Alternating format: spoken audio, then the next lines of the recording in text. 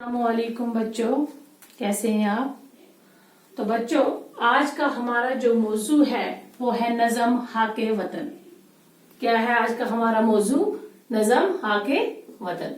तो बच्चों, ये जो नज़म है ये जहां निसार अख्तर की नज़म अमन नामा से ली गई है और ये अमन नामा से ली गई है। बच्चों, हाके वतन ये नज़म जो है, इस नज़म को शायर ने बड़ी खूबसूरती के साथ बयान किया है। तो पहले हम ये नज़म पढ़ते हैं, उसके बाद में आपको इसका पूरा खुलासा बताऊंगी।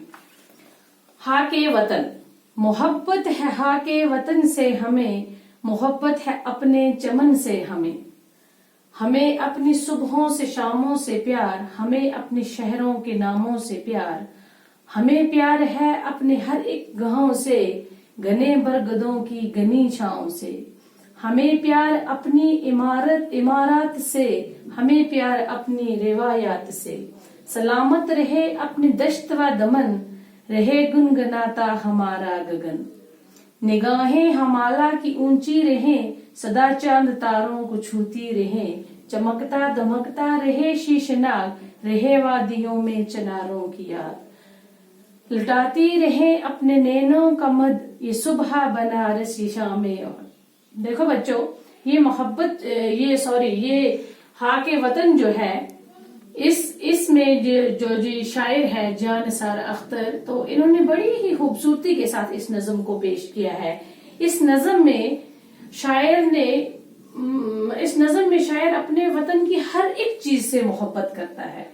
उसको मोहब्बत है अपने वतन से, अपने चमन से। चमन बोलते हैं, चमन चमन हो गया बाग, ठीक है ना।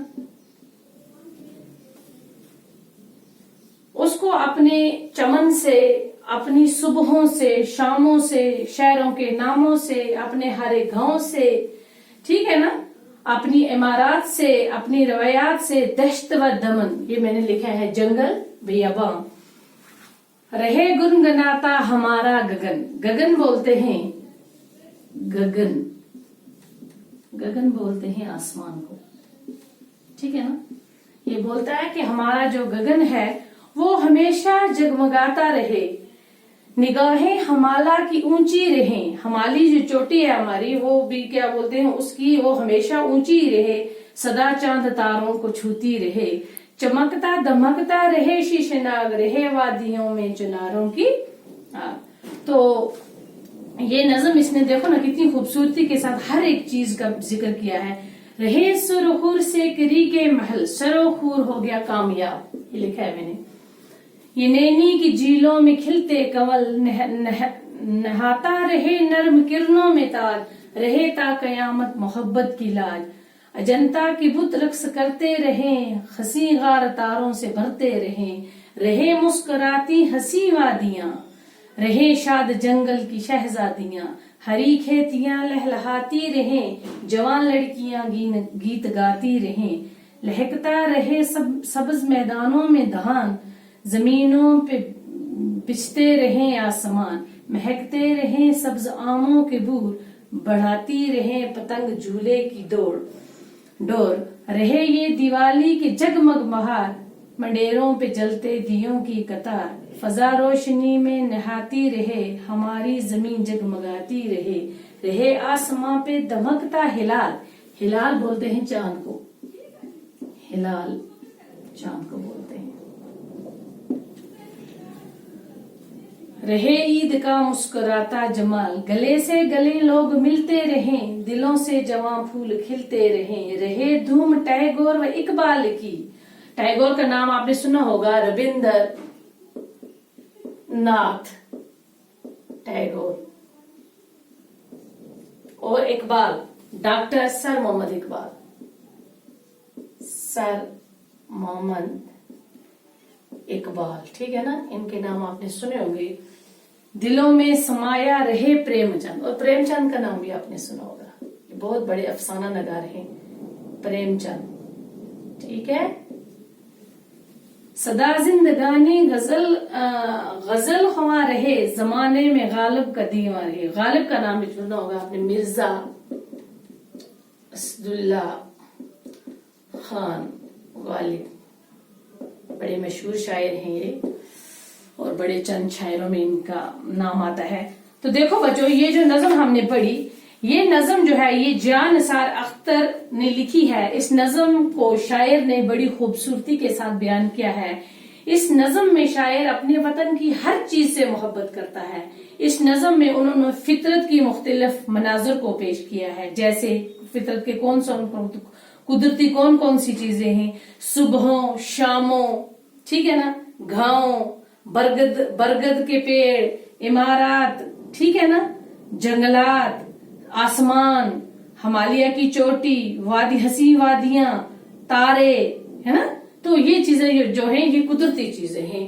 اور اس نظم میں شاعر نے قدرت کی بنائی ہوئی چیزوں کے ساتھ ساتھ انسانی ہاتھوں کی بنائی ہوئی چیزوں کا بھی ذکر بڑی خوبصورتی کے ساتھ کیا ہے. کیسے؟ جیسے عمارات، کون بناتا ہے عمارت؟ شاباش، وہ بناتے ہیں کون؟ تاج محل کس نے بنایا ہے؟ یہ انسانوں کی بنی ہوئی چیزوں کے پتنگ، ہے نا. تو ان کا ذکر بھی اس نے بڑی خوبصورتی کے ساتھ کیا ہے. اور خاص بات یہ ہے بچوں، اس نظم میں شاعر نے امن کو ضروری قرار دیا ہے. امن کے بارے میں، امن نامہ سے یہ نظم لی گئی ہوئی ہے. یہ جو امن نامہ ہے ان کی یہ کتاب، اس میں سے انہوں نے یہ نظم لی ہے. تو اس میں سب سے زیادہ امن کو ضروری قرار دیا ہے. شاعر کہتا ہے کہ ہمارا وطن سدا سلامت اور ہمیشہ خوش رہے. اور بچوں، جب امن ہوتا ہے تو ہر ایک خوش رہتا ہے اور ہر کوئی پرسکون زندگی گزارتا ہے. تو آخر پر شاعر اللہ سے امن کی دعا مانگتا ہے. وہ کہتا ہے کہ اللہ، میرا یہ جو وطن ہے یہ ہمیشہ خوشیوں سے جھولتا رہے، خوش رہے، ہمیشہ ہر چیز سے امن، مطلب خوشیاں مانگتا ہے، امن مانگتا ہے، اپنے وطن کے لیے دعا کرتا ہے شاعر. تو یہ بولتا ہے جب امن ہوگا تو ہر طرف خوشحالی ہی خوشحالی ہوگی. اس لیے وطن کو سلامت اور خوش دیکھنے کے لیے شاعر کس کی دعا مانگتا ہے؟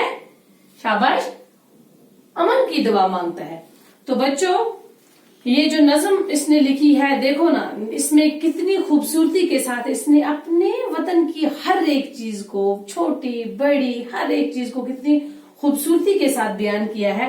اور اتنا کہ اس نے اپنے ملک کے تہواروں کا بھی ذکر کیا ہے. تو آپ نے نظم میں دیکھا ہوگا نا، دیکھو میں پھر پڑھتی ہوں یہ مصرع دوبارہ. رہے یہ دیوالی کی جگمگ بہار، منڈیروں پہ جلتے دیوں کی قطار. اور ہے رہے آسماں پہ دمکتا ہلال، رہے عید کا مسکراتا جمال. گلے سے گلے لوگ ملتے رہیں، دلوں کے جواں پھول کھلتے رہیں. اس نظم میں شاعر نے مطلب اپنے ملک کے تہواروں کو، مثلا دیوالی، عید وغیرہ ہے نا، ان سب کا ذکر کیا ہے. اور مطلب غرض یہ کہ شاعر کو اس نظم میں اپنے وطن سے کتنی محبت ہے. دیکھو نا، اس نے ہر ایک چیز کو کتنی خوبصورتی کے ساتھ پیش کیا ہے. تو یہ ہے بچوں آج کی ہماری یہ نظم. تو کل انشاءاللہ ہم اس کے سوال کریں گے، ٹھیک ہے نا. تو کل اس کے ہم سوال کریں گے. تو یہ تھی آج کی ہماری نظم. نظم کا کیا نام تھا؟ خاک وطن. تو یہ کس نے لکھی ہے یہ نظم؟ جان نثار اختر نے اپنے امن نامہ سے. تو ٹھیک ہے، تو آپ مجھے بتائیے امن کو شاعر کیوں ضروری قرار دیتا ہے؟ آپ میں سے مجھے کوئی بتا سکتا ہے کیوں وہ امن کو ضروری سمجھتا ہے؟ شاباش، کیوں سمجھتا ہے؟ کیونکہ امن ہی سے ہر ایک چیز وابستہ ہے، امن ہی سے خوشحالی ہے، امن ہی سے انسان پرسکون رہ سکتا ہے. تو کل ہم اس کے سوال کریں گے. تو یہ تھی آج کی ہماری نظم. بس.